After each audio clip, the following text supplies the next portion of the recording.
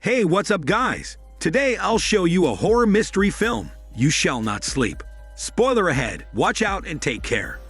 The movie begins with a wild-haired young woman in a white nightgown walking the deserted halls of a building at night.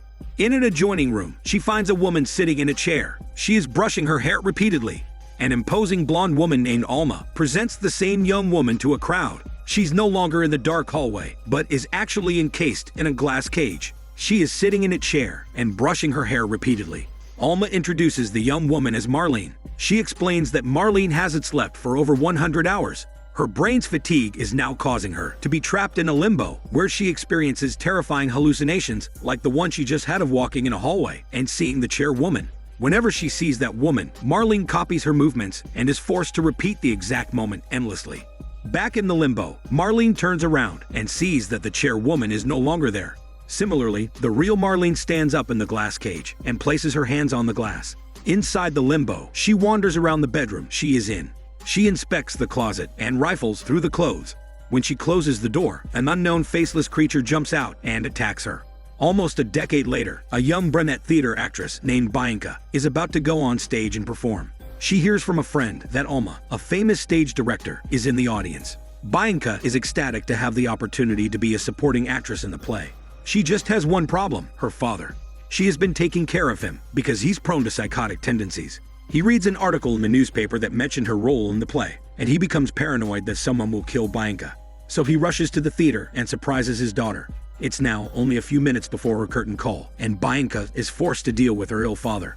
She leads him to her dressing room and calms him down by drawing a protective circle around him. He makes him believe that no one will touch him as long as he's inside the circle. But when she returns after the show, her father is no longer there. Bianca is approached by a professor. He tells her that he's working with Alma on her new experimental production. Alma has established a reputation as a director, willing to push the limits. For her new project, she revisits the concept of sleep deprivation that she briefly worked on in 1975. She recently moved her new cast to an abandoned asylum to apply a more immersive acting method. However, one of the actresses quit because she couldn't take it. So the professor offers her spot to Bianca, but he warns Bianca that being in that asylum can take her to a very vulnerable mental state. Bianca is flattered, but she replies that she has to take care of her father. The professor gives her 2 days to make up her mind and reminds her that Alma is the best director, and she can take her career to new heights. Bianca goes home that night to the apartment she shares with her father. She knocks on his bedroom door, and he knocks back. She also leaves a tray of food outside his door. She settles inside her bedroom and pops an old TV interview of Alma on the VCR. The interview was filmed in the middle of Alma's production with Marlene years ago. She described that Marlene had not slept for 3 days, unlocking something raw and primal in her acting. Alma smugly explained that she wants to do things never done before. At the present, Bianca's father suddenly appears in her bedroom with a knife. He has a desperate look in his eyes, saying that because Bianca's name and face are on the newspaper, he has to cut her hair so their enemies won't recognize her. The father ends up injuring her arm instead. Upon seeing that he has hurt his daughter, he comes to his senses and quickly sobers up. Bianca decides that she can no longer take care of her father. She calls a mental facility to come and pick him up so he can get psychologically treated. The next day, she visits the home of Marlene, the actress who used to work with Alma. Marlene is not really willing to tell Bianca what happened and why she and Alma fell out. Bianca ends up stealing Marlene's journal. Bianca makes up her mind and calls the professor. A day later, he picks her up in his van.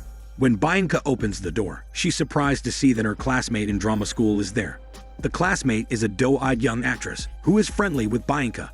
She tells Bianca that the professor also offered her the same part and that Alma would decide between her and Bianca at the end of their experiment. While traveling, the professor hands Bianca the script. The 3-act play was written by an anonymous author, although the ending is missing. It's about a mother struggling with postpartum depression, who ends up disfiguring her face and trying to drown her baby in the bathtub. They eventually reach the abandoned mental asylum, a huge foreboding mold and abandoned building. Bianca goes to her assigned room to unpack. Minutes later, she begins to hear distant screams. The classmate also hears the screams, and together, they trace it to a wing downstairs. They peek into the keyhole and see that Alma is having a session with an older actress named Sarah in a nightgown. The actress is wailing and screaming about her hallucinations. The professor appears and ushers the 2 girls inside so they can finally meet the famous Alma. Hovering over Sarah is a man dressed in a wolf costume.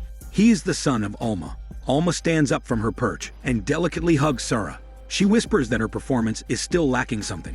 Bianca pipes up and says that she is missing the fear that all actors feel when they first step into their roles. Later that day, Sarah gives Bianca and the classmate a tour of the facility. She tells them that she is currently on 40 hours without sleeping. She also adds that the small group divides chores among themselves, and they also make sure that they do their part to keep everyone awake. They all sit down for a meal. Alma announces that she's excited to see how sleep deprivation will all make them more bold and creative. That night, Bianca tries to learn her lines. Alma's son knocks on her door and gestures toward the lit candle he's holding. He tells her that if she looks closely at the flames, she will see them. Bianca is not in the mood for his games, so she shuts the door on his face. A few moments later, someone knocks on her door again. She thinks that it's the son again, but when she opens the door, there's nothing but a lit candle waiting for her. She picks up the item and holds the flame close to her eye. True enough, she sees the shadow of a man slinking across the room. The next day, Bianca performs a scene in front of Alma for a test, but the director does not like her performance at all. She remarks that Bianca is not opening herself up to the pain that her character is supposed to feel. As a consequence, the classmate wins this round. Alma gives her the slippers that the main character wears, since she believes that shoes are the first thing one should get when getting into a role. Morning comes, and Sarah congratulates Bianca for making it 24 hours without sleeping. She sees the migraine pills that Bianca is holding and asks for some. Later that day, Bianca thinks she sees someone going into the son's workshop, but when she steps inside, it's just him there. The son enlists her help in making some of the props for the play. While working, he tells her that his mother Alma only ever leaves for the adoration of the audience, which is why she's so hellbent on getting the production finished. The son leaves the workshop for a moment.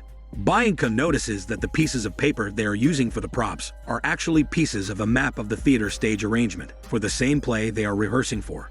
The son comes back and congratulates Bianca for lasting 36 hours without sleeping.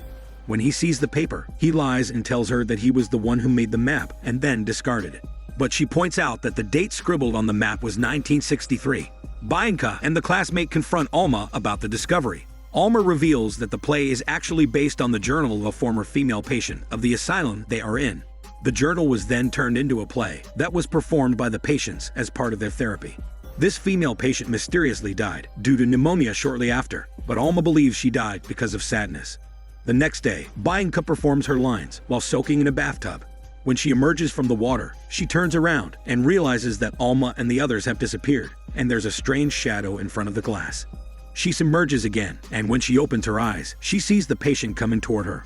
Bianca dunks herself again and gets transported to a room lit with dark blue light. She peeks out of the tub and sees the bloody corpse of a man slumped on the floor. She hides behind the curtains as the female patient comes in and washes her hands. Bianca is about to sneak out of the tub when the patient appears and drowns her in the water. She finally surfaces back in the real world, gasping for air. Alma congratulates her for finally unlocking the portal to another world. All of Alma's favorite protégés had this mysterious ability. She then commands the classmate to give Bianca the slippers, signifying that Bianca is now her favorite. When Alma leaves, Bianca discovers that there are claw marks on her shoulder.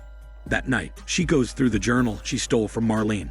She discovers that Marlene had written about hallucinating the chairwoman. She even wrote the chairwoman's name thousands of times. Bianca then notices something behind the wallpaper in her room. She peels it off and discovers that the missing ending to the play is written on the walls in blood by the patient.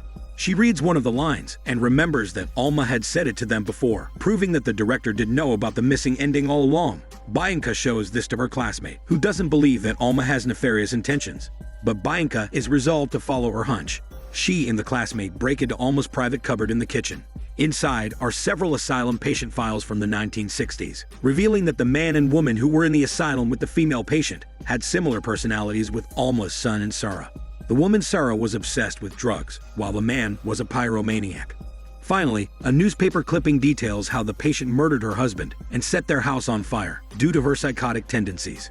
It's mentioned that the patient died of smoke inhalation during a performance of her play. Alma walks inside the kitchen, and Bianca hides inside the cupboard.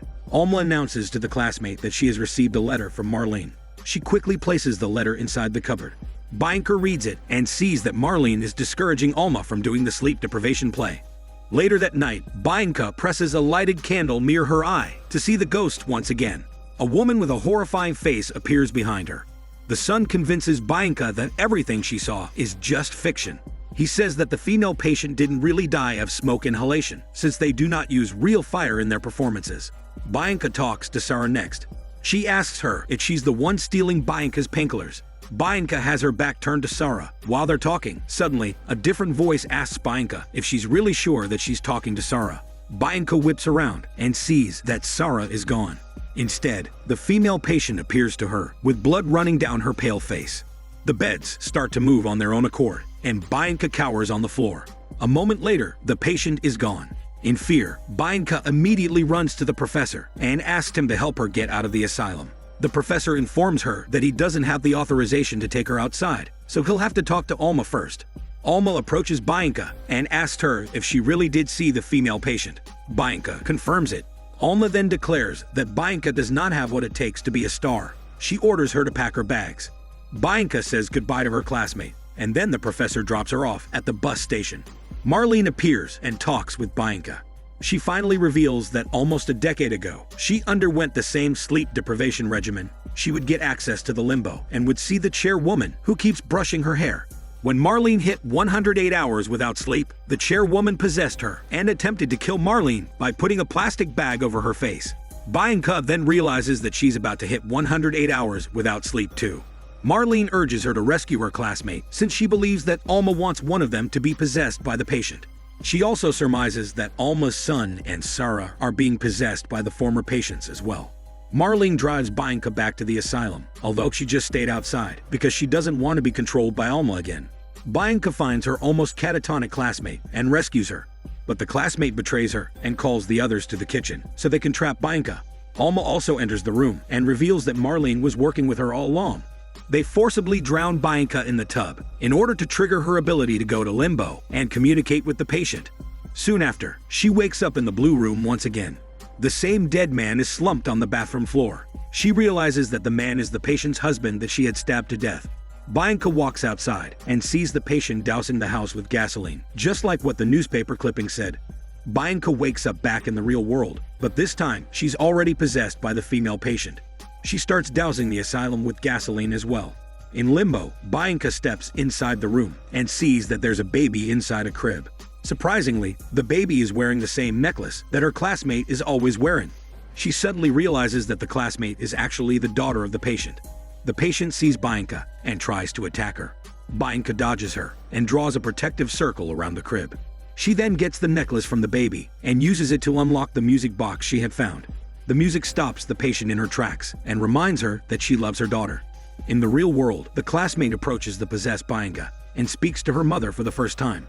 She says that she never believed the story that her mother tried to drown her in the bathtub. The patient tells her that she had always loved her daughter, despite the mental illness clouding her judgment. It's then revealed that the classmate's real purpose in joining the play is to find out whether her mother tried to drown her or not. During the big fire back then, the mother actually tried to save the baby with water in the bathtub instead of drowning her. Right then, Alma proudly looks at the two of them. All of a sudden, claps and cheers echo through the room. Bianca returns her body, and she realizes that there's an audience watching them behind the door. They are all in awe of the play and Bianca's acting. It turns out, Alma did it all to prove humans can open the portal to the hell dimension via sleep deprivation, so she can get the praise she always craved. While they're all taking their final bow, Alma's son, who is still possessed by the pyromaniac patient, is controlled to spit gasoline at the crowd like the pyromaniac did in the past. He then grabs a lighted torch and sets the asylum on fire. The crowd runs out in panic, but Alma grabs Bianca, intending for her to die that very night. But the possessed son whacks his mother in the head and kills her instead. He and Sarah stay behind and are killed by the roaring fire. The professor rescues Bianca in time and takes her to safety. 5 months later, Bianca's father is out of the facility. She receives a copy of a newly published book that depicts the suicides of Alma's theater group members at night. Bianca then sees a bug crawling on her sofa.